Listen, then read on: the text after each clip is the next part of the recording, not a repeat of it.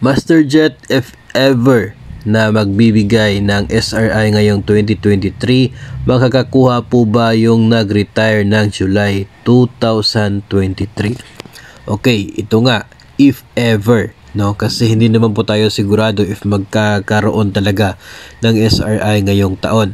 And if ever na meron man na tapos hindi po nagbabago yung nilalaman ng guidelines from last year hanggang sa ngayon, maliban na lamang po sa taon, no, ng purpose na nasabi pong order, no, ay ito po yung magiging sagot natin. Base po ito sa Administrative Order Number 1 Series of 2022 para po ito sa SRI 2022. Again, if ever po na pareho pa rin yung magiging guidelines.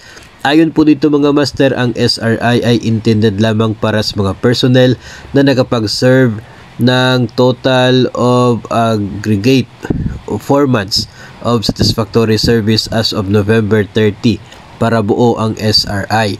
Pero dapat po na still in government service as of November 30. Ibig sabihin po niyan, yung mga nag-retire, nag-resign bago ang November 30 ay wala makukuha na Service Recognition Incentive or SRI.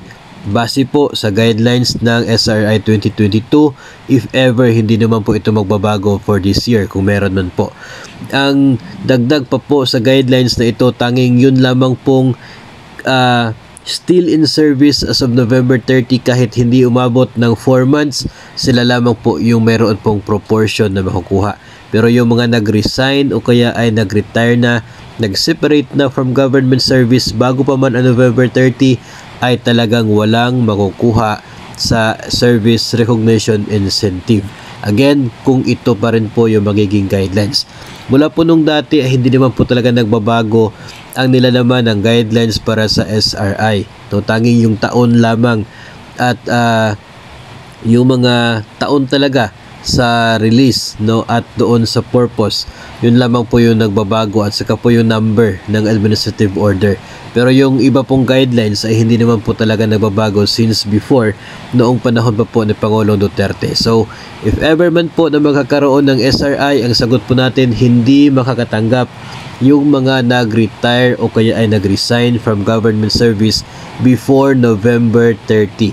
Kasi ayon sa guidelines, dapat nananatili pa rin sa serbisyo by November 30. Kahit po kayo ay hindi umabot ng 4 months, meron naman po kayo makukuha na proportion lamang base po sa inyo nakikita sa inyo po mga screen.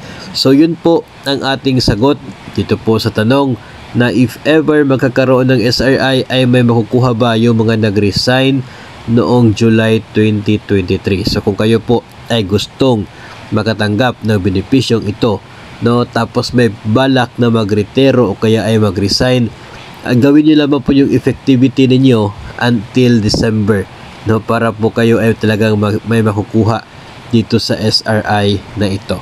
So salamat po sa inyong pong patuloy na pagsuporta at abangan pa rin po natin ang mga susunod na updates tungkol po sa SRI, kung meron ba tayong matatanggap for this year. No, depende po yan if maglalabas ng administrative order si Pangulong Bongbong Marcos kagaya po ng kanyang ginawa noong taong 2022.